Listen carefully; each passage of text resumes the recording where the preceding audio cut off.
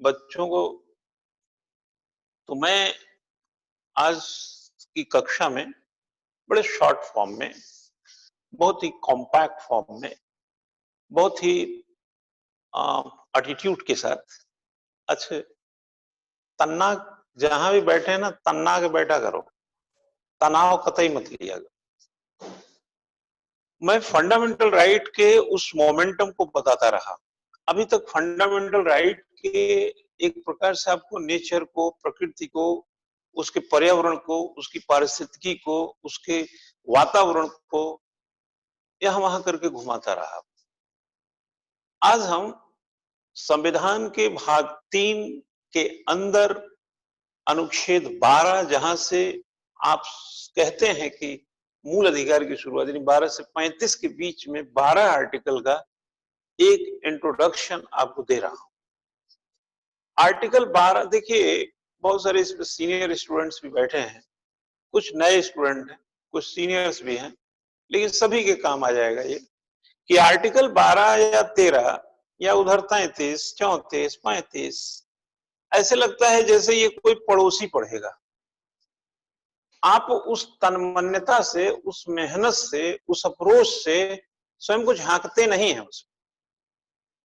अरे भाई, बटन सुई रहेगी तो बटन टूटेगा तो लगा लेंगे, आप सुई है नहीं, बटन टूट भी गई तो आप बटन टूट गई तो लगाएंगे कैसे? तो कुछ चीजें आने वाली घटनाओं को ध्यान में रख करके सजोया जाता है। 12 आर्टिकल जिस राज्य के विरुद्ध मूल अधिकार प्राप्त है, उस 12 को आप सजो के रखे ही नहीं है। उस 12 को बिना समझे आप समता का अधिकार से लेकर उपचार तक चले जाते हैं। आप एक प्रकार से मूल अधिकार के भीतर अध्ययन के प्रति कोई मतलब एक प्रकार से बड़ी गलती नहीं करने जा रहे हैं कि जिस मूल अधिकार को राज्य के विरुद्ध या राज्य के संघर्षों, यानी पब्लिक जो नागरिक है अपने राज्य से संघर्ष करके जिस मूल अधिकार को प्राप्त किया, वो राज्य कौन है, वो राज्य कहां है, वो राज्य कितना है और किस सकल सूरत का है, उसको बिना चरित्र के समझे, बिना उसके संदर्भ को समझे पूरे मूल अधिकार का चित्रण कर लेते हैं कि साहब ये समता का अधिकार है, स्वतंत्रता का अधिकार है, फलाना का अधिकार है, ढिमका का अधिकार है। अरे तो किसके खिलाफ मिला है तुमको? उस राज्य को तो पहचानो भाई। आपको बहुत स्पष्ट रूप से बता दें, 4 इसमें पदावली मिलेगी राज्य,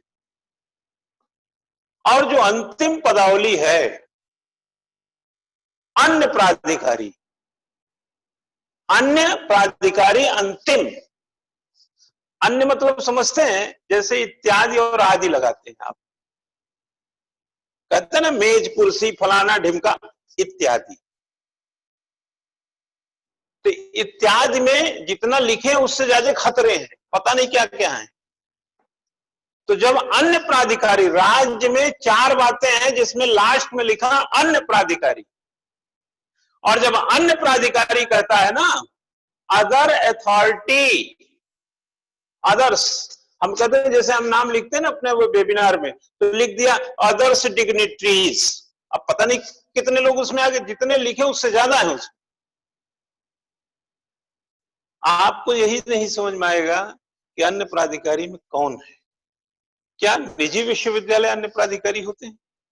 क्या निजी विश्वविद्यालयों को राज्य की संज्ञा में रखा जा सकता है? विश्वविद्यालय को राज्य की संज्ञा में रखा जा सकता है? जो एयरपोर्ट की अथॉरिटी है उसको राज्य कहें, जो पोर्ट अथॉरिटी उसको राज्य कहें, किसको राज्य कहें? अन्य में देखो यार, संसद और सरकार ये तो राज्य हैं, विधानमंडल प्रदेश का और सरकार ये तो राज्य हैं, सभी स्थानीय प्राधिकारी यानी कि जितने भी लोकल बॉडीज हैं, अथॉरिटीज हैं, वो तो राज्य हैं। लेकिन अन्य प्राधिकारी में कौन कौन है? क्या निजी विश्वविद्यालय अगर कोई ऐसी उल्लंघन करता है जो मौलिक अधिकार का उल्लंघन है, तो मौलिक अधिकार किसके खिलाफ मिला है आपको? राज्य के। अगर राज्य में वो आएगा ही नहीं तो आपका फंडामेंटल राइट का उल्लंघन माना ही नहीं जाएगा। फंडामेंटल राइट का उल्लंघन against to state, what do you mean state, बताया। यहां तो क्लियर है, नगर पालिका पंचायत स्टेट है। क्या जीवन बीमा निगम भी स्टेट है? क्या ओएनजीसी भी स्टेट है? अगर ओएनजीसी स्टेट है और ओएनजीसी के कारण आपका फंडामेंटल राइट का उल्लंघन होता है, तो देश का सर्वोच्च न्यायालय आपको जस्टिस देगा। इसलिए यह पता होना चाहिए कि राज्य है कौन, और राज्य पता चल गया तो उसी के खिलाफ आपको अधिकार, तब तो उससे छीन ही लेंगे। इसलिए जब मामले कुछ सुप्रीम कोर्ट जाते हैं, जैसे विधायिका ने कुछ किया तो पता है राज्य है, सरकार ने कुछ किया पता है राज्य, विधानसभाओं ने किया, नगर पालिकाओं ने किया, पंचायतों ने किया, ये सब राज्य है। लेकिन अगर कोई बैंक आपके साथ दुर्व्यवहार किया तो क्या बैंक राज्य है? अगर राज्य नहीं है तब तो फंडामेंटल राइट का उल्लंघन नहीं माना जा रहा है। ह्यूमन राइट का उल्लंघन हो सकता है, बट फंडामेंटल राइट का उल्लंघन नहीं होगा। क्यों? सही है ना?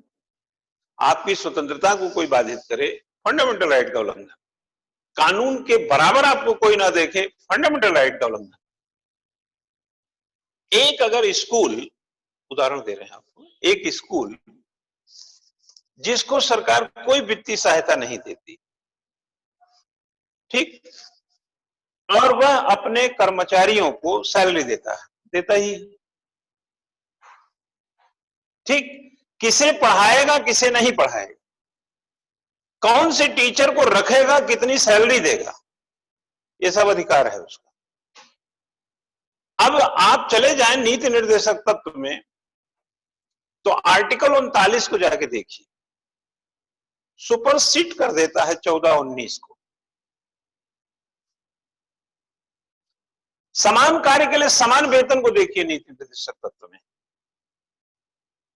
अब एक स्कूल जिसको सरकार कोई सहायता नहीं देती, वो 2000 रुपया महीने में पढ़वा रहा है, तो आप तो कहेंगे कि साहब सरकारी स्कूल में यही पढ़ाई के लिए तो 40,000 मिलता है, ये तो समान कार्य के लिए असमान वेतन हो रहा है।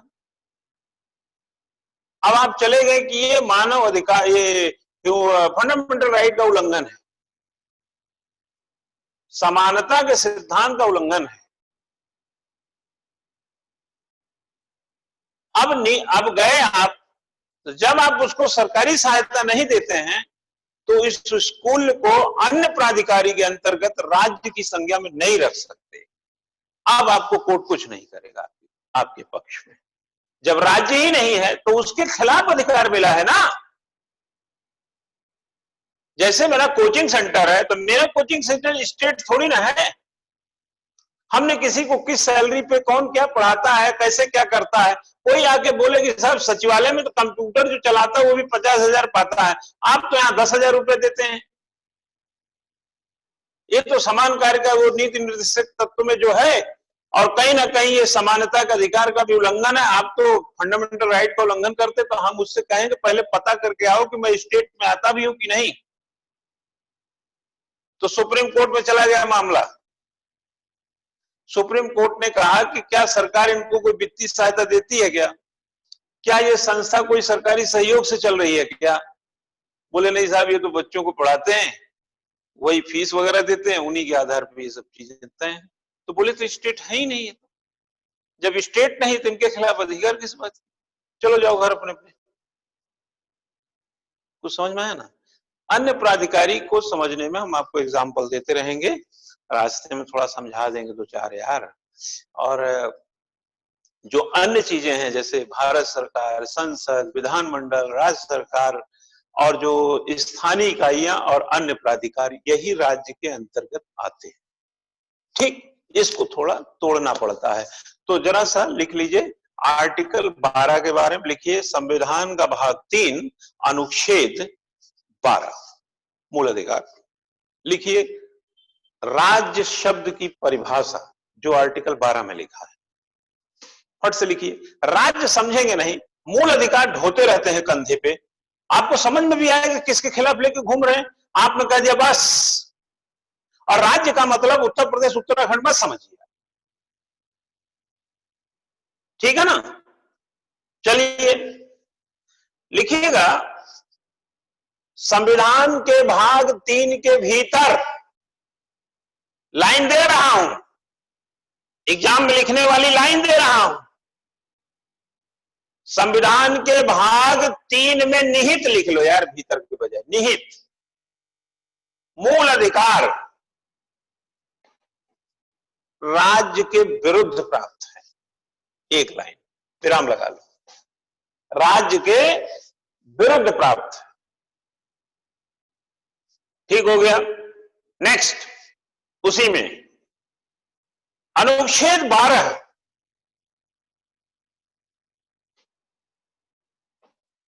संविधान के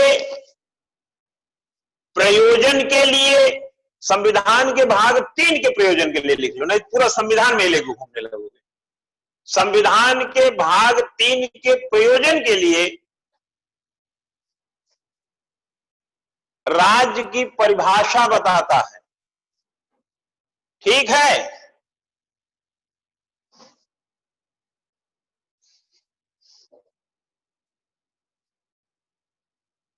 लिखिए, यह परिभाषा, अब आपको कहीं हम रोक रहे हैं नहीं, कहीं भी गोड़ने लगे आप फौड़ा दे दिया तो, जहां बताया है वहीं जाके कौन गोड़ने के लिए बोला, खेत का 4 कोना गोड़ना है, तुम चले गए वो भोरे लाल का धनिया का खेत था, धनिया वो क्या है, तुम पूरा खेत गोड़ के चले, ये उल्लंघन हो जाएगा।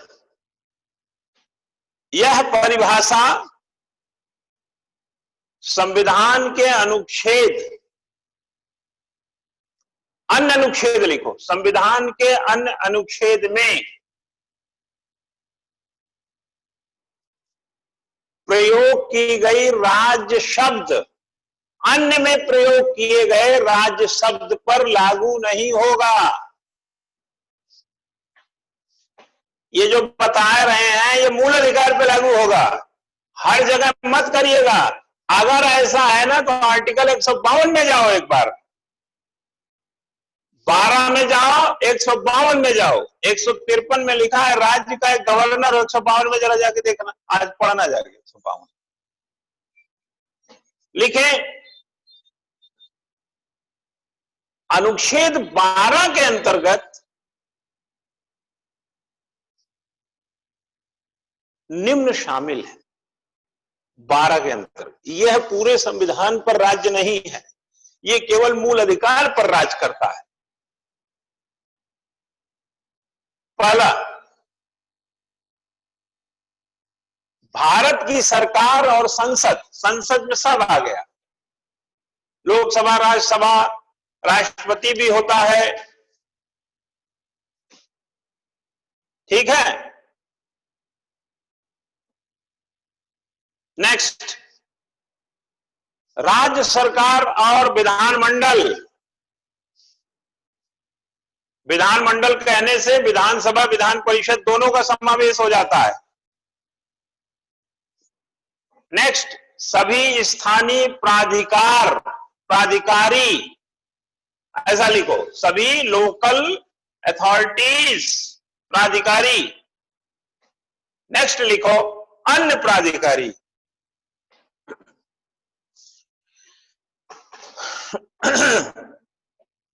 ठीक है,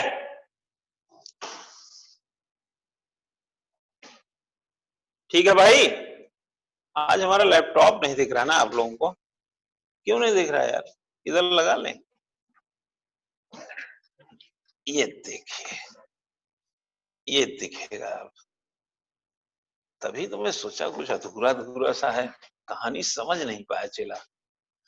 ठीक है, अब चलिए थोड़ा कॉन्फिडेंस आता, ऐसा होता है ना जैसे शिक्षक में हम 18 साल का मेरा अनुभव है कि ये जो डस्टर होता है और ये जो मार्कर होता है और ये डाइस जो होता है, ये हमारे पढ़ाने के साथी होते हैं। भले इसकी जरूरत ना हो, उपलब्धता से मन इधर उधर नहीं होता। इसको भले न लिखना हो, लेकिन अगर इसमें स्याही हो तो हमारा मन भटकने नहीं देता। और ये डाइस पे हम चाहे कुछ ना करें, जैसे होता है कि घर आदमी पहुंचता है ना तो थोड़ा आराम अपने आप मिल जाता है, चाहे वो खटिया पे बैठे, कुर्सी पे बैठे, कुछ ना करे, तब घर पहुंचते अपने गांव के नीम के पेड़ के नीचे जैसे पहुंचा, उसको तसल्ली हो जाती। वैसे ही डाइस होने मात्र से तसल्ली हो जाती। ये सब चीजें डिस्टर्ब करने वाले जो एलिमेंट, जैसे जो मन को डिस्टर्ब जहां होता है, इनके होने से शांति मिलती है। उपयोग कितना करें मुद्दा अलग है, बट इनके उपस्थिति मात्र से शांति का एहसास हो जाता है। आप समझ गए होंगे ये मेरी फीलिंग को। आप देखिए तीन बातें आप समझ गए हैं। केंद्र सरकार, संसद, राज्य सरकार, विधानमंडल और जो स्थानीय प्राधिकारी, जिसका हमने नगर पालिका, पंचायत वगैरह का, अन्य प्राधिकारी आप नहीं समझे होंगे, तो जरा सा आप लिख लीजिए अन्य प्राधिकारी, जहां आपको समझना है, बाकी आप समझ रहे हैं, ठीक है, तो जरा लिख लीजिए। इसके अंतर्गत वह शब्द आता है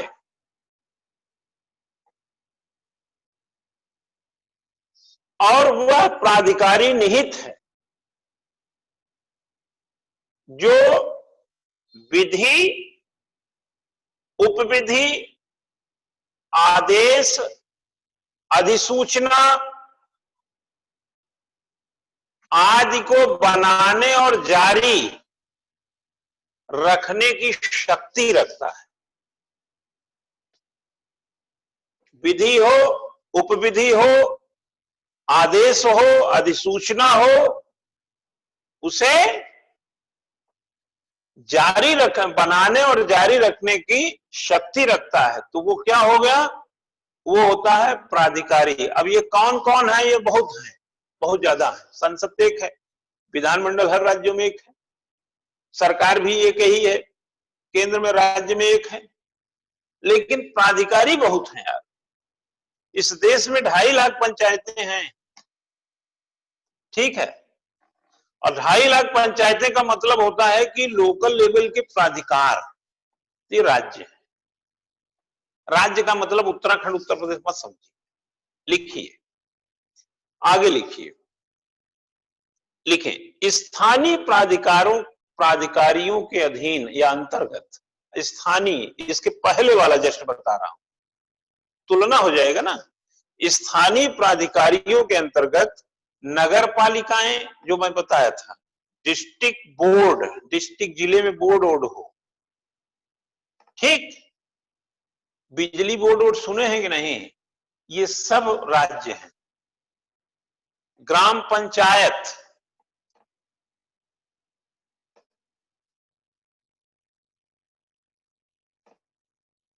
ठीक, आदि संस्थाएं आती हैं किसमें? स्थानीय प्राधिकार, ठीक है।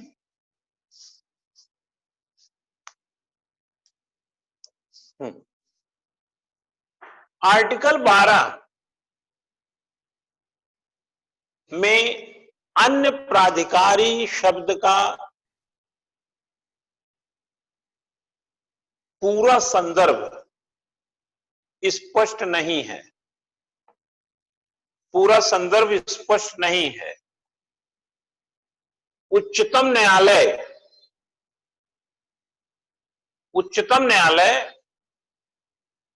स्थिति के अनुपात में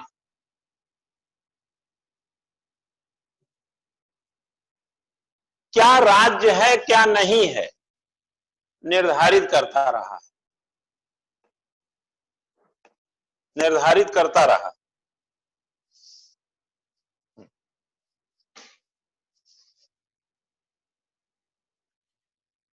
इस मामले में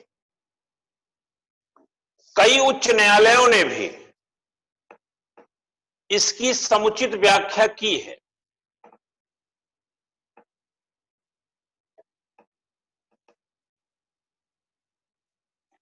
अब लिखें अन्य प्राधिकारी की परिभाषा, जो कोर्ट की परिभाषा है, अन्य प्राधिकारी की न्यायालयी परिभाषा लिख लीजिए, न्यायालयी संदर्भ कह सकते हैं। ठीक है, लिखिए अन्य प्राधिकारी पदावली में, पदावली मतलब एक पोस्ट है बच्चे, जैसे हम लोग पद का बोलते हैं, पदावली में केवल वे सम्मिलित हैं, अपने न्यायालय के हिसाब से हम बता रहे हैं आपको, वे सम्मिलित हैं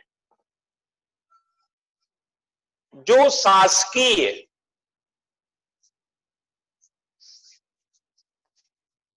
का प्रयोग करते हैं। शासकीय समझ रहे हैं ना, गवर्नमेंट कहते हैं, शासकीय कॉलेज है, प्रयोग करते हैं, अशासकीय शासकीय प्रयोग करते हैं।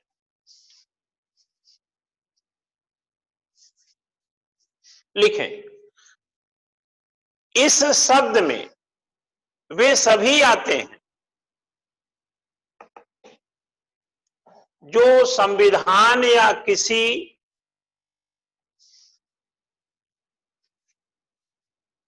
परिनियम द्वारा स्थापित किए गए हैं। संविधान व परिनियम द्वारा या नियम द्वारा लिख लीजिए, स्थापित किए गए हैं, जिन्हें विधि उपविधि आदि को निर्मित करने और लागू करने की शक्ति है,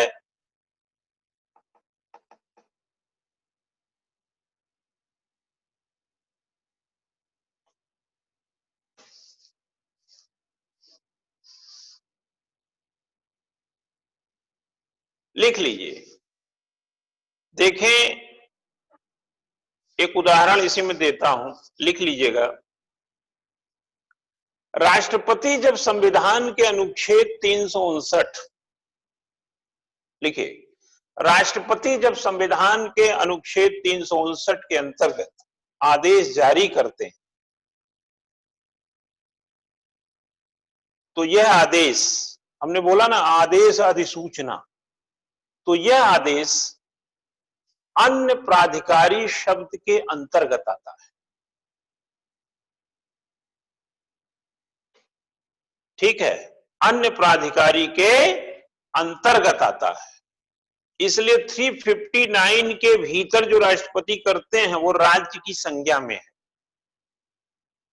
एग्जाम में इसको कहीं लिख देंगे ना तो एग्जाम में बहुत अच्छा नंबर देगा, जाते तो है नहीं वहां, और जो आगे जो एग्जाम्पल दिया मैंने, ठीक, चलिए समझ रहे हैं बात, लिखिएगा। बिहार के एक मामले में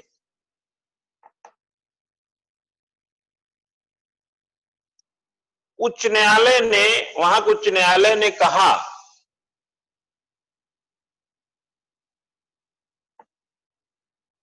कि विश्वविद्यालय राज्य के अंतर्गत आते हैं, अन्य प्राधिकार के अंतर्गत, चौथे वाले में। इसी प्रकार जीवन बीमा निगम, ओएनजीसी, वित्त निगम, ये सभी आर्टिकल 12 के तहत अन्य प्राधिकारी हैं और राज्य के अंतर्गत आते हैं, और राज्य है, लिख लीजिए, अंतर्गत छोड़िए और राज्य है। ठीक है, और उदाहरण लिख लीजिए। लिखिए एक कानूनी निगम, थोड़ा खुल जाएगा, भूल जाएंगे कुछ चीज, कुछ याद रहेगा। एक सरकारी कंपनी या रजिस्टर्ड सोसाइटी, सोसाइटी वगैरह होती है ना रजिस्टर्ड,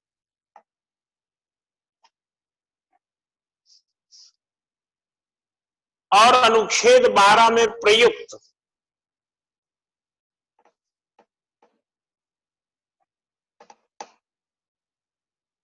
राज्य शब्द में ये आते हैं।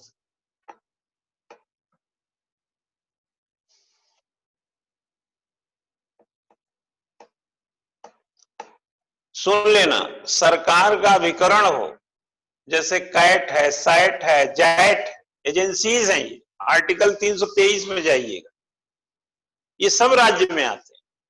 या सरकार का अभिकरण हो, सरकार का अभिकर्ता हो, एजेंट एंड एजेंसी, ये सब राज्य में आते हैं। अन्य प्राधिकार लिखिए, इंटरनेशनल एयरपोर्ट अथॉरिटी एक्ट 1971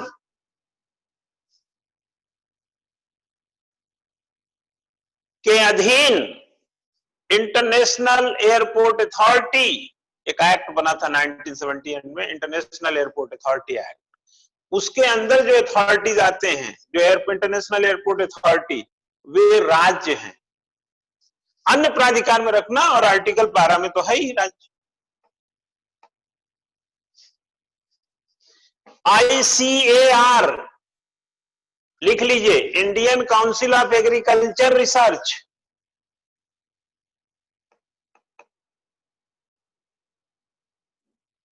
राज्य है।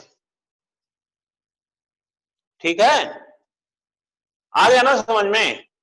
तो ये बच्चा प्राधिकार। एक आधा और लिख लीजिए, लिखिए, गैर सहायता प्राप्त कोई माइनॉरिटीज विद्यालय हो, अल्पसंख्यक विद्यालय जैसे खालसा स्कूल, कोई मदरसा हो, XYZ, जिन पर सरकार का कोई प्रशासनिक नियंत्रण नहीं है,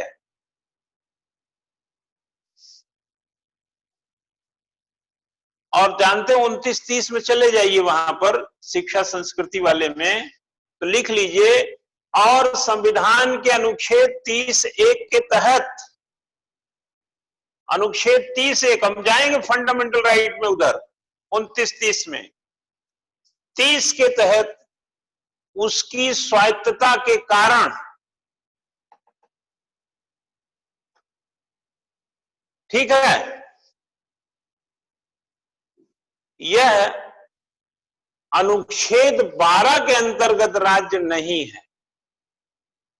यहां नहीं बता दिया के अंतर्गत राज्य नहीं है।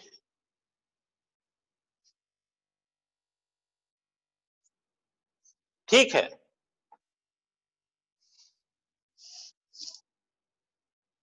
जब एक बार, एक लाइन और लिख लीजिए, जब एक बार मानित विश्वविद्यालय घोषित कर दिया जाता है, मानित का मतलब समझते हैं ना, मानद भी बोल सकते हैं, डीम्ड बोल सकते हैं, कुछ प्राइवेट जैसे एक्ट पारित कर दिया गया उसके लिए भी बोलते हैं। वैसे तो मानद जो होता है डीम्ड होता है। 4 प्रकार की यूनिवर्सिटी होती है हमारे देश में। एक होती है सेंट्रल यूनिवर्सिटी, जिसका कुलाधिपति जानते राष्ट्रपति होते हैं। एक होती है हमारी स्टेट यूनिवर्सिटी, जैसे इलाहाबाद यूनिवर्सिटी जो है सेंट्रल यूनिवर्सिटी, और जैसे लखनऊ यूनिवर्सिटी है तो वो स्टेट यूनिवर्सिटी। ठीक, और एक होती प्राइवेट यूनिवर्सिटी जो आप जानते हैं, और एक होती डीम्ड यूनिवर्सिटी।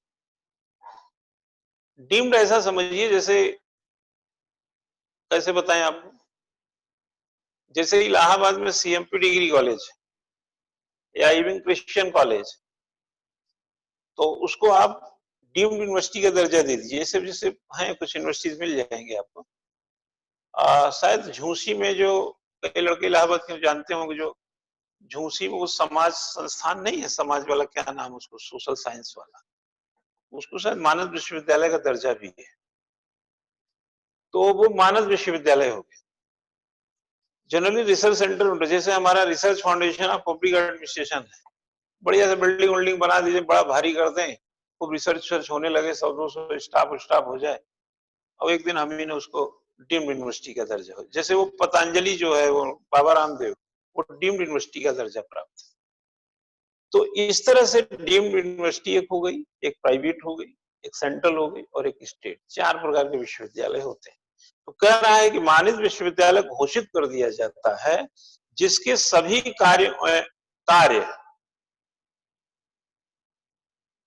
सभी कार्य एवं क्रियाकलाप अन्य विश्वविद्यालयों की तरह विश्वविद्यालय अनुदान आयोग अधिनियम, UGC एक्ट लिख लीजिए बस,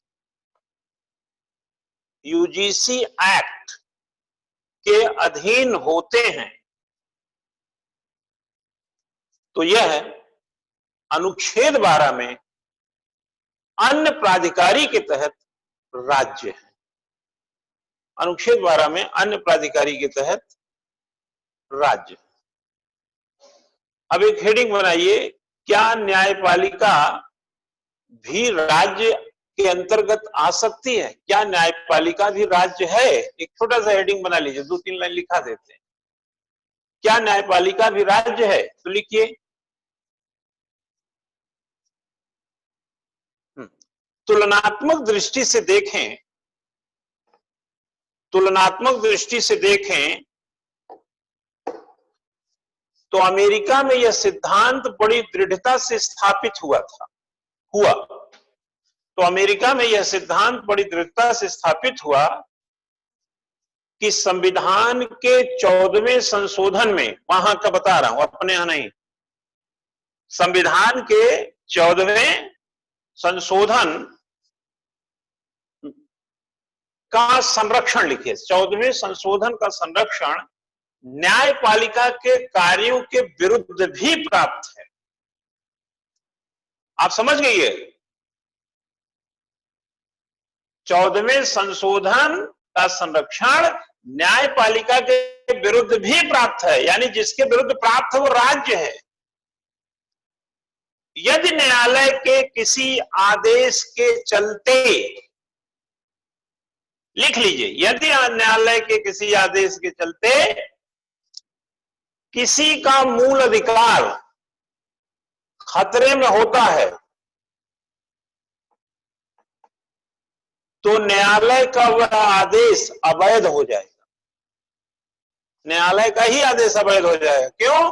क्योंकि वह इसके चलते राज्य हो जाता है। तो राज्य के विरुद्ध अधिकार, तो राज्य अगर कोई काम किया, अगर गड़बड़ हुआ, मूल अधिकार का उल्लंघन हुआ, तो आदेश शून्य हो जाए।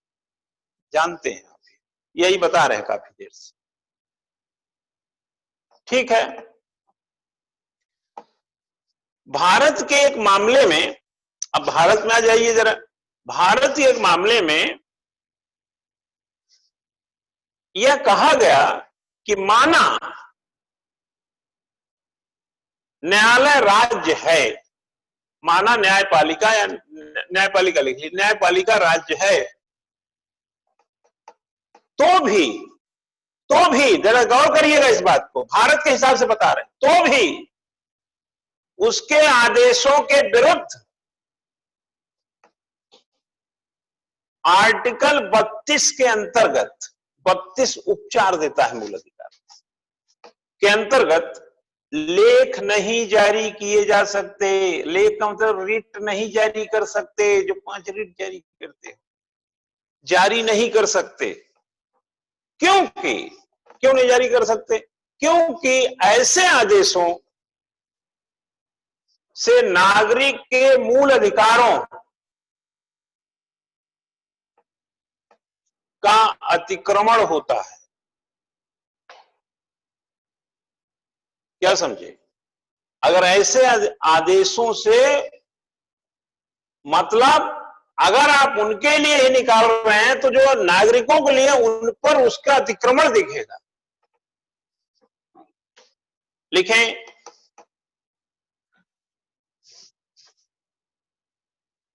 नागरिकों के मूल अधिकार का अतिक्रमण करने की शक्ति भारतीय संविधान में प्रदान नहीं की गई है।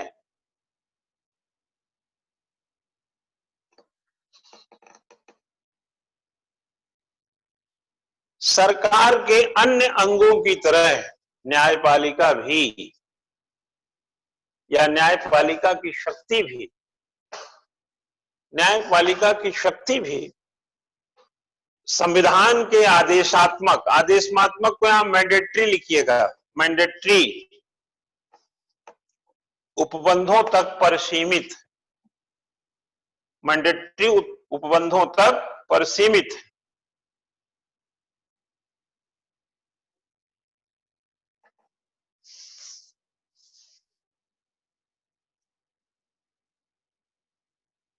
लिखें,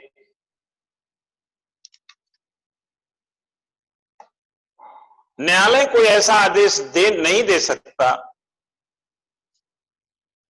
जो नागरिकों के मूल अधिकारों को उल्लंघन करते हैं।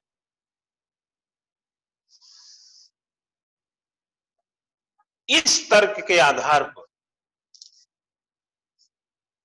आर्टिकल 12 के अंतर्गत राज्य शब्द में न्यायपालिका भी सम्मिलित की जा सकती।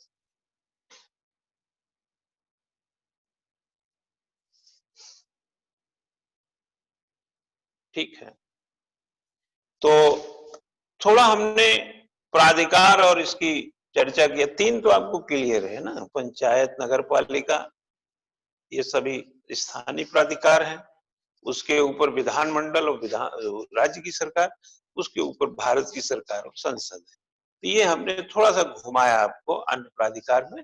ऐसे बहुत सारे एग्जाम्पल, हजारों एग्जाम्पल, हजारों। ठीक है ना। आर्टिकल 12 में आप समझ गए राज्य को। अब अगर जब ये काम करते हैं ना, तो ये अगर गड़बड़ करेंगे तो आपके साथ गड़बड़ हो जाएगा। अब आपके साथ गड़बड़ हुआ ना, तो राज्य के विरुद्ध आप न्यायालय जा सकते हैं, लेकिन नीति निर्देशक तत्व में आप न्यायालय नहीं जा सकते। वो नौकरी ना दें, आपको कोई सुविधा ना दें। ठीक, आप ये तो नहीं न्यायालय जा सकते कि हमारे यहाँ पानी जो है 1 घंटा आता है भाई। तो नीति निर्देशक तत्व न्यायालय में प्रवर्तनीय नहीं है और मूल अधिकार न्यायालय में ले जाया जा सकता है। तो पहले बेटा राज्य समझ ले यार कि किसको लेके जाएंगे राजू। कल आर्टिकल 13 का विश्लेषण करेंगे, जब न्यायिक पुनर्विलोकन का पूरा विश्लेषण होगा। साथ में 32 की चर्चा हो जाएगी। 34, 33, 34 पढ़ लिए हैं, इधर 12, 13, उधर 32। फिर बीच में क्या फंसेगा, समता का अधिकार से लेकर उपचार खत्म हो गया, मतलब मूल अधिकार केवल। अब जब मूल अधिकार पढ़ाएंगे तो बिल्कुल साफ, जैसे पर्यावरण साफ और नदी साफ है, वैसे दिमाग साफ। तो मिलेंगे आर्टिकल 13 की क्लास में कल अपने टाइम पे ठीक 8 बजे।